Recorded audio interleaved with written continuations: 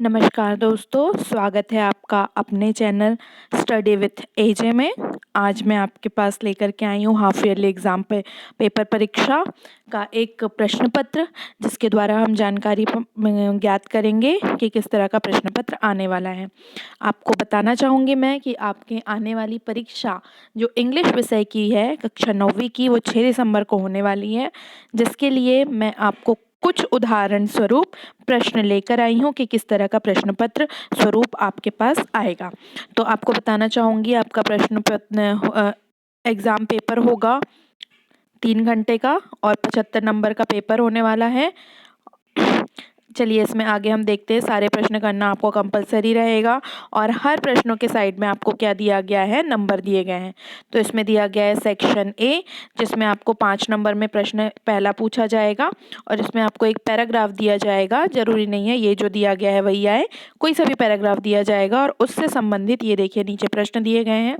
तो ऐसे प्रश्न दिए जाएंगे जिसका आंसर आपको पढ़ करके, ये ऊपर दिया गया जो पार्ट है उसे पढ़ करके आपको इसके उत्तर देना है। आगे हम देखते हैं प्रश्न दूसरा में दिया गया है, फिर से पैसेज आपको पढ़ना है। Read the passage carefully and give the answer. तो आपको यहाँ पर एक पैसेज फिर से दिया गया है जो कि फिर से 5 नंबर का है। इसके भी प्रश्नों के उत्तर हमें पैसेज पढ़ के नीचे देना है। 5 प्रश्न पूछे जाएंगे 5 नंबर के। ध्यानपूर्वक पढ़िएगा और साथ ही साथ प्रश्नों के उत्तर दीजिएगा। अब आ चुके हैं हम सेक्शन बी में, राइटिंग में आपको दिया गया है यहाँ पे कि हमें राइटिंग करनी है। ठीक है, तो लिखने वाला पार्ट उसमें तो हमने सेक्शन ए में पढ़ने वाला किया है, सेक्शन बी में लिखने का दिया गया है। प्रश्न तीसरा दिया है यहाँ पे, रीड द फॉलोइंग पैसेज और टाइटल देना है। साथ ही साथ ये जो पैसेज आपको दिया गया है ना, ये इस पैसेज में आपको टाइटल भी देना है और साथ ही साथ आपको क्या बनाना है, नोट्स बनाना है। आपको मैं बता दूं बेटा, यहाँ पे 4 नंबर दिए गए हैं, तो 1 नंबर आपके किस में रहेंगे, टाइटल में रहेंगे और बाकी के 3 नंबर नोट्स में रहेंगे। तो कृपया अच्छे से पढ़िएगा जो भी आपको टॉपिक दिया जाएगा। आपको मैं आप एक सिंपल सी बात बताना चाहूँगी, जिस विषय के बारे में दिया जाएगा बस उसका टाइटल आप वो दे दीजिएगा, बहुत सही रहेगा। ठीक है, आगे हम देखते हैं। प्रश्न चौथा दिया है, प्रश्न चौथा में यहाँ पर दिया गया है, आपको बताया गया है, आप इस चीज़ को प्रश्न चौथा बहुत ध्यान से समझिएगा, चौथा पांचवा जिसके बारे में मैं बताने जा रही हूँ। यहाँ पर आपको दिया जाएगा व्यक्ति का नाम, स्कूल दिया जाएगा और किस उद्देश्य से आपको एप्लीकेशन लिखना है वो दिया जाएगा। तो आप इस पर बहुत ध्यान दीजिएगा। आप वहाँ पे अपना नाम नहीं लिखेंगे अगर आपको नाम दिया गया है, वहाँ पर आप अपने स्कूल का नाम नहीं लिखेंगे अगर आपको वहाँ पे स्कूल दिया गया है, वहाँ पे आप अपना कोई कारण नहीं लिखेंगे अगर आपको कारण पहले से दिया गया है। तो आपको एप्लीकेशन लिखना है, तो प्रश्न चौथे में जिस तरह से जो जो चीज़ें दी गई हैं उन सब चीज़ों को ध्यान में रख करके लिखना रहेगा। जरूरी नहीं है कि यही आए, कोई भी आ सकता है, कुछ भी बोला जा सकता है, नाम व्यक्ति का कुछ भी हो सकता है। यह आपको आएगा कितने नंबर में, 4 नंबर में। और इसके अलावा मैं आपको बताऊंगी, या तो आपको प्रश्न चौथा में ये करना रहेगा, इसके अलावा आपको यहाँ पे क्या मिलेगा, ऑप्शन मिलेगा, या तो ये करो या तो ये करो। तो देखिए दूसरा में क्या दिया है यहाँ पे, यू आर, साफ बोल रहा है यू आर, यानी आपका नाम क्या बताया गया है, आरव परिहार, जो कि कहाँ रह रहे हो, नेहरू कॉलोनी में, देवास में रहते हो। तो अब आपको क्या करना है, अपने फादर को क्या लिखना है, लेटर रिक्वेस्ट करना है उसमें कि 500 रुपये भेजा है। आपको क्या लेना है, परचेस यानी खरीदना है कुछ बुक। तो आपको इसी तरह से आपका नाम कुछ और बताया जाएगा, उद्देश्य दिया जाएगा, आपको उस आधार पे आपको एप्लीकेशन या लेटर अपने पिता को स्कूल में जहाँ भी लिखना रहेगा, है ना।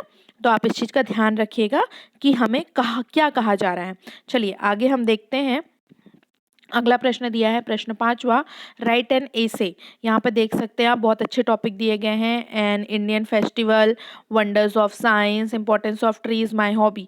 तो ये चारों विषय ही बहुत अच्छे हैं, तो आप इन चारों की तो तैयारी कीजिए, साथ ही साथ आपको स्कूल में जो पढ़ाया गया है उसकी विषय की भी तैयारी कीजिए। कोई सा भी टॉपिक आपको आ सकता है बेटा, तो आप उस चीज़ के लिए तैयार रहिए और साथ ही साथ आप जो भी पढ़ते हैं उसकी लिख करके तैयारी कीजिए, प्रैक्टिस कीजिए, ताकि आपकी मात्राएं, स्पेलिंग सही हो।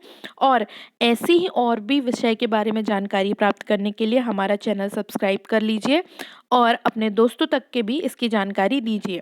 चलिए आगे हम देखते हैं। प्रश्न छठवा में दिया गया है कि on the basis of the picture given below, यानी कि नीचे जो पिक्चर दी हुई है ना उसके बारे में क्या करना है, describe how we can keep our self fit and healthy.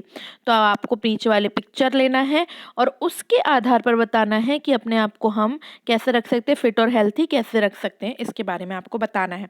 ठीक है, तो आप खुश रहिए और साथ ही साथ अच्छे से पेपर बनाइएगा, है ना।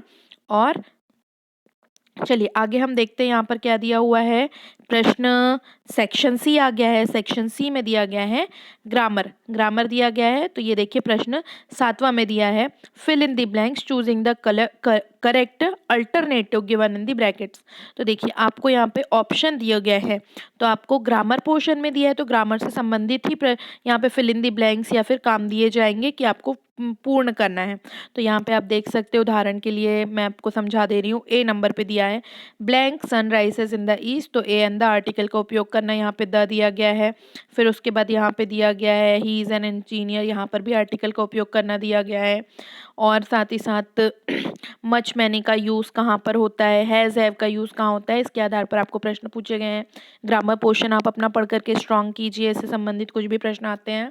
आगे दिया है प्रश्न 8वां, डू एज डायरेक्टेड, यानी जैसा दिया गया है वैसा हमें करना है और इसमें करना है कोई भी 5। ठीक है, एनी 5, है ना। और कितने मार्क्स का आएगा, 5 मार्क्स का आएगा। यहाँ पे दिया है ए, तो यूर पेन स्लैश, ये आपको ये वाला सिंबल जो दिख रहा है ना, ये स्लैश क्या पढ़ा जाता है, your pen slash can slash give me slash you.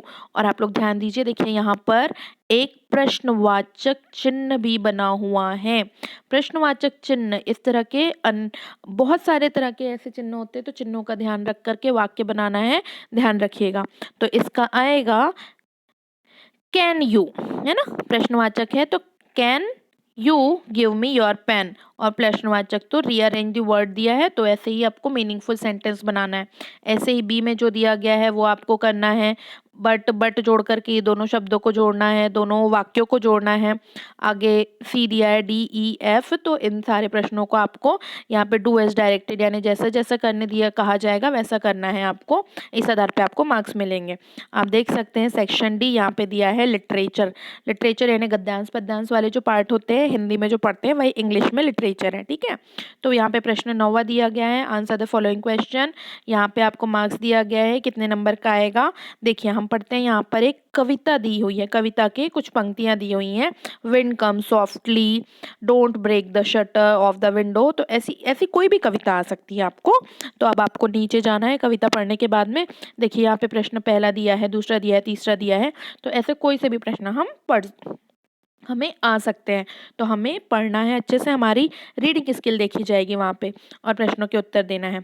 आगे हम देख सकते हैं प्रश्न 10वां। प्रश्न 10वां में दिया गया है रीड द फॉलोइंग एक्सट्रैक्ट, इसको आपको पढ़ना है और अच्छे से प्रश्न के उत्तर देना है। यहाँ पर आपको पद्यांश गद्य दिया गया है, तो गद्य के बारे में पूरा अच्छे से पढ़ना है और प्रश्न का उत्तर देना है। प्रश्न हमें कहाँ दिए गए हैं, ये देखिए नीचे दिए जाएंगे प्रश्न आपको। तो पहले सबसे पहले ऊपर जाकर के हमें ये चीज़ें पढ़नी है, फिर उसके बाद इनके उत्तर देना है। आगे हमें क्या दिया गया है, बी पार्ट में दिया गया है read the following extract and answer the question given below, नीचे दिए हुए प्रश्नों के उत्तर। ये कितने नंबर का है हमारे पास, 3 नंबर का। देखिए फिर से यहाँ पे हमें पोयम का पार्ट दे दिया है, तो हमें पोयम पढ़नी है और नीचे जाना है। फिर नीचे ये देखिए यहाँ पे क्या दिया है, प्रश्नों के उत्तर दिए गए हैं, क्वेश्चंस दिए गए हैं। तो क्वेश्चन में दिया है 1 2 3, तो ये 3 प्रश्नों के उत्तर देना है, हमें 3 मार्क्स मिल जाएंगे। हमें बेटा इस चीज़ का ध्यान रखना है बच्चों कि प्रश्न वहीं पर दिए गए हैं, बस पढ़ना है और उत्तर देना है। तो बहुत ध्यान से पढ़िएगा और आंसर अच्छे से दीजिएगा, पूरे नंबर आपके होंगे। और साथ ही साथ जो भी आप पढ़ें उनकी लिखकर तैयारी कीजिए। और ऐसी जानकारी के लिए आपका channel study with Ajay subscribe कीजिए और चैनल पे जुड़े रहिए। ठीक है, आगे हम देखते हैं कि प्रश्न 11 दिया हुआ है answer the following question 6 marks. तो आप जो पाठ पढ़ रहे हैं, आप जो अपना विषय पढ़ रहे हैं उससे संबंधित प्रश्न पूछे जाएंगे।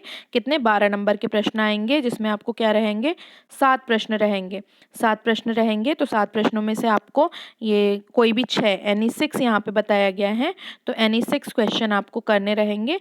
तो आप इसके लिए अच्छे से सारे प्रश्नों के उत्तर पढ़ लीजिए और लिख करके प्रैक्टिस कीजिए ताकि आप आंसर सही लिख सकें। आप आ सकते हैं प्रश्न 12वां में, यहाँ पे दिया है फॉलोइंग क्वेश्चन इन 30 वर्ड्स, तो आप ध्यान दीजिए यहाँ पे कोई भी 2 कहा है, 30 शब्दों में लिखना है। 4 नंबर का रहेगा तो एक प्रश्न के लिए 2 नंबर, तो आपको 3 दिए हैं तो एक ऑप्शन है, कोई भी 2 आपको लिखना है। प्रश्न 13 में दिया गया है answer the following question in 30 words. तो फिर से यहाँ पे दिया गया है कि 30 शब्दों में लिखना है, एनी 2 कोई भी 2 लिखना है। 4 उसके ऑप्शन दिया है 1 2 3, है ना। तो इस तरह से कोई भी प्रश्न पूछे जा सकते हैं आपको, तो सारे प्रश्नों की तैयारी कीजिए। अब देखिए 14 नंबर पे दिया गया है यहाँ पर प्रश्न 14, answer this following question in 75 words. देखिए शुरू में आपको 30 वर्ड्स दिया है, अब 75 शब्दों में लिखना है उत्तर। तो यहाँ पे आपको 3 नंबर में दिया गया है प्रश्न, यहाँ पर आपको ऑप्शन रहेगा या तो ये क्वेश्चन करना है या तो ये क्वेश्चन करना है, ठीक है। तो जरूरी नहीं है यही क्वेश्चन पूछा जाए, कुछ भी प्रश्न पूछा जा सकता है। प्रश्न 15 में आ गए हम। प्रश्न 15 में देख सकते हैं कि right the central idea of the poem. तो हमें इसके बारे में क्या लिखना है, पोयम जो आपके पाठ में पढ़ाई गई है उसके बारे में लिखना रहेगा कि क्या पढ़ाया गया है। इसमें भी और आपके पास ऑप्शन रहेगा, तो या ये प्रश्न करो या ये प्रश्न करो, ये रहेगा। अब आगे हम देख सकते हैं प्रश्न 16। प्रश्न 16 में भी हमें दिया गया है कि एक प्रश्न पूछा गया, what are the gurus word of wisdom, when does the discipline remember them. तो ये तो 3 नंबर का, तो इसमें ही आपको और क्या दे दिया गया है, यहाँ पर आपको दिया गया है प्रश्न दूसरा, यानी कि दूसरा नहीं और में दिया गया है, ऑप्शन दिया गया है, या तो आपको ये प्रश्न करना है या तो आपको ये प्रश्न करना है। तो मेरी आशा उम्मीद है कि आप लोगों को मेरे द्वारा बताया गया ये प्रश्न पत्र समझ आया होगा कि किस तरह से प्रश्न आप लोगों को पूछे जाएंगे और कैसे प्रश्न आएंगे, कितने नंबर के आएंगे। उम्मीद करती हूँ कि आप लोग अच्छे से पढ़ाई करके बहुत अच्छे नंबर लाएंगे और साथ ही साथ मेरे द्वारा बताई गई ये जानकारी आपको सहयोगी होगी। बच्चों बहुत अच्छे से पढ़िए, आप अपनी परीक्षा में सफल होइए, अच्छे अंकों से पास होइए और साथ ही साथ हमारे चैनल को सब्सक्राइब करके रखिए। धन्यवाद।